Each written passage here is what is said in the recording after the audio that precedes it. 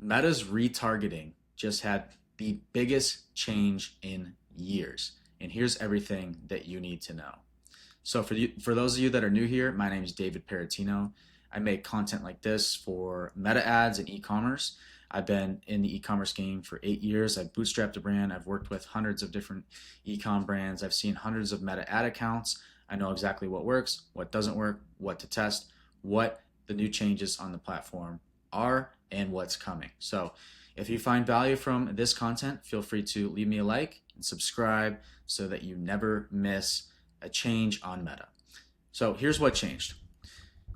This video is primarily about the remarketing change on Meta, and the biggest change is that Meta expanded its window from 180 days to 730 days. And this was effective on May 18th of 2026. Existing audiences are now auto-updated, so all purchase custom audiences now have a 2-year window by default. So everybody should go into their audiences and confirm that. And if you do want to run a 30-day audience or a 90-day audience or a 180-day audience, think about supplement brands, skincare brands, things with different replenishment cycles, right? Those are just a few common examples, but go back in and recreate those custom audiences with the updates. You can opt out of auto expansion if you prefer to keep current settings. I have clients that are supplement brands, skincare brands that have a 30, 40, 50-day replenishment cycle. And for those brands, I made the recommendation to opt out, and I actually went in and opted out for those. But every brand's different, so do what makes sense for your brand or your client's brands. And this does apply to website and app activity custom audiences. So if you're running any of those app custom audiences, this does apply to you using the purchase event. Now, all of my clients are D2C for the most part, so I don't have that. I focus primarily on e-com brands, Shopify brands. But if you do have any app activity custom audiences, you can add those in as well. And here's why this matters. So the strategic implications for brands and advertisers are critical.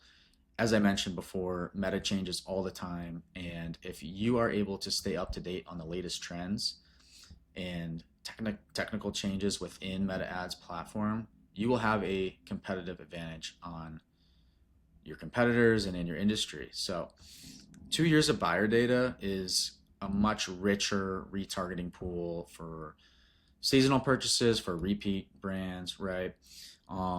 And also for high ticket and longer life cycle, sales cycle products, right? Think furniture, luxury, or B2B SaaS. You can now essentially reach buyers that were not previously available after 6 months. So for any high AOV brand, for any brand that relies on long-term sales cycle or the LTV replenishment rate is longer than 6 months, this is an absolute game changer for you. Think if you're a shoe brand, right? The average customer keeps a pair of shoes for 6 to 12 months and then repurchases. Now, those brands are able to retarget customers at a much more efficient rate given proper audience segmentation. So this is very valuable for e-com brands, especially focusing on the retention side of things.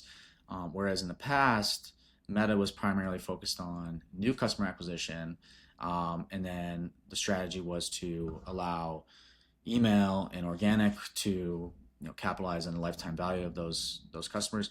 Now Meta can play a role outside of just that 6-month window. So super cool with that. And then also any annual seasonal brand, think about like a planner brand that does really well in January, but then kind of dies out throughout the year. Those brands can now target last year's buyers. Like that specific cohort that bought a 2026 planner is probably going to want a 2027 planner, and being able to target that audience in a small window is going to ideally get your CAC down and get your return on ad spend up, and should help with the overall efficiency during critical moments for any annual brand. That's just one example. So the opportunity, how do smart marketers and advertisers work and be able to implement this so that they can win right now? One way is to build segmented audiences by purchase recency. So for majority of my brands, I build a 0 to 90 day audience, I build a 91 to 365 day audience, and a 366 to 730 day audience. So a 90-day audience, 91 days to a year audience, and then a 2-year audience, okay? And each of them serve a unique purpose. I run win-back campaigns to buyers who may have bought 180 days ago but haven't bought since, right? So in the past, these would technically be lost customers.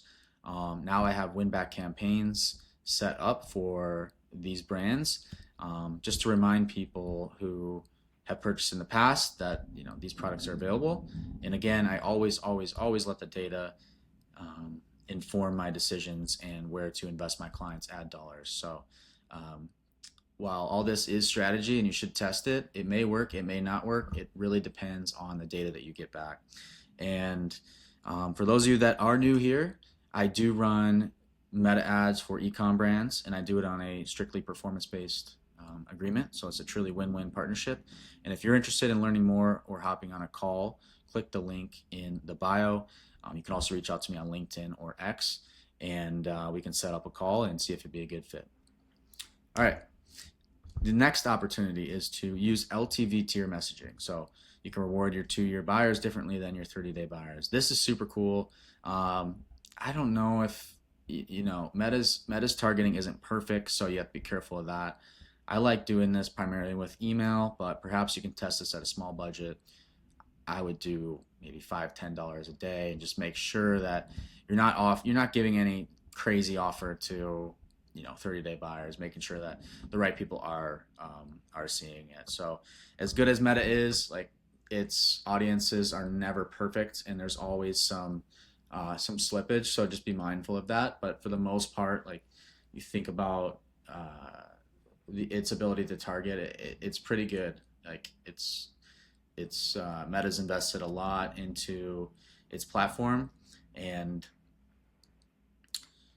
the brands that can market efficiently and effectively are going to be the winners. And the last opportunity here is to test annual subscription upsells. So think if you have kind of an intro offer, say around $40-50, and the LTV, replenishment on that's 60, or maybe it's more than 180 days. So say it's 200 days, right? Say it's a semi-annual product, right? They buy it January 1, takes 10 days for it to get shipped and opened, and then it's a 6-month product. Say it's a pair of shoes, right? And then, they want to purchase another one. So what kind of loyalty or referral offers can you offer after that 6-month period? Or think about a skincare product or a shampoo brand or something that could potentially last 6 months. You can test the subscription upsell after 6 months, right? Like, hey, your X, Y, and Z is running out. Subscribe and save to save 15% on your next batch of orders or whatever. Super interesting. It's a lot of stuff. It's a lot of the same principles that were traditionally applied to email, and I also do email for some clients. And I have different win back flows and LTV optimizations there. Now Meta is getting in the retention game, which is super interesting. So I will be testing this with all my clients. So here's what you should do right now. Here are 5 actions that you should take this week. Number 1, go to Audiences and Ads Manager. Verify that your purchase audiences now show 730-day retention. Number 2, create new segmented audiences. 180 days, 365 days, 366 to 730 days are separate audiences. That's just a baseline. Again, tailor this to your business. Do whatever makes the most sense. Number 3, build a win-back campaign targeting the 6 months to 12 months window, which is a brand new audience opportunity that was not available before, with a compelling offer.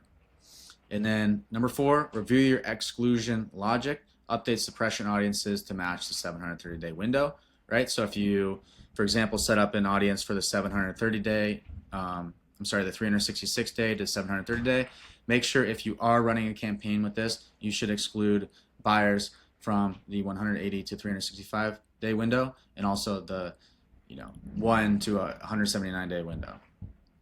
And number 5, if you do not want this, you can opt out of audiences before your settings are auto updated. You can do this in the settings in audiences on Meta. Some common mistakes to avoid: don't let the update hurt your campaigns. So bloated suppression lists, not updating your existing customers to 730 days will suppress people for 2 years. So it'll kill new customer prospecting efficiency. Number 2, make sure you're not using one-size-fits-all messaging. So treating a 10-day buyer as the same as a 700-day buyer is a wasted opportunity to segment and personalize. And this is especially true for brands with different products, different AOVs, right? Typically, brands will have a lower AOV entry product, and then they'll message their higher AOV products differently. And so you should be doing that. You should be treating your buyers differently throughout your messaging. And again, this is different brand to brand. Every brand that I work with has a unique strategy that I implement based on their product mix, their AOV, the inventory that they have, the creative that they have, the messaging that they have, conversion rates. All that is a factor into my strategy. So there is by no means any one-size-fits-all approach, but it's very important to be aware of the changes on Meta, especially as this is one of the biggest line items for a lot of e-com brands. Number 3, this is a potential massive problem for brands if not done properly: ignoring audience overlap. Without proper structure, your new 730-day audiences will overlap heavily with cold prospecting. So make sure you watch your frequency and make sure you are running overlap reports on Meta, audience overlap reports on Meta. And number 4, no creative refresh. Old creatives won't resonate with long-lapsed buyers. So this is no secret. By now, Meta rewards brands with a volume of strategic, diverse creative. Now, strategic, diverse creative means we're not just throwing stuff at the wall. We're not using AI slop. We're being strategic with our volume of creative in the ad account, and Meta rewards that. So in the past, an ad could run for years. There is still some ads that do run for a long time, but Meta has gotten so good at matching the ad with the right person to buy that the optimization window, the ability for the ad to run for a long period of time has shrunk, because Meta has gotten so good at showing the right ad to the right person up front. And once those people buy, there's less of those people to buy, right? So a volume of strategic creative is the name of the game to win on Meta, especially in 2026, and that is not going to change moving forward. So my take here, this is one of the most underrated retargeting changes Meta has shipped in years. This is the biggest retargeting change I've ever seen Meta ship in years. Most brands are still thinking in 30, 90, 180-day windows. The brands that use proper 2-year audience segmentation and strategy this year will have a structural advantage over any competitor that does not know that this has happened. So the windows just got 4 times bigger. The question is whether you're going to fill it with strategy or leave it empty. And again, Meta matters. Stuff like this can really make or break a month, a quarter, a year for your business. And so make sure you subscribe to this video if you find it valuable. I make videos like this weekly, sometimes daily, depending on the information that is coming out. And I want to make sure that these things are valuable. So if you have any comments, please leave those. I try to respond to all of them. You can also follow me on LinkedIn and X as well. I try to put as much value out there for free. And in return, I just ask that you do like this, you do subscribe if it is valuable to you, and share it with a friend who you think could benefit from it. So that's all I have for you today, guys. Thank you so much, and I will see you on the next video.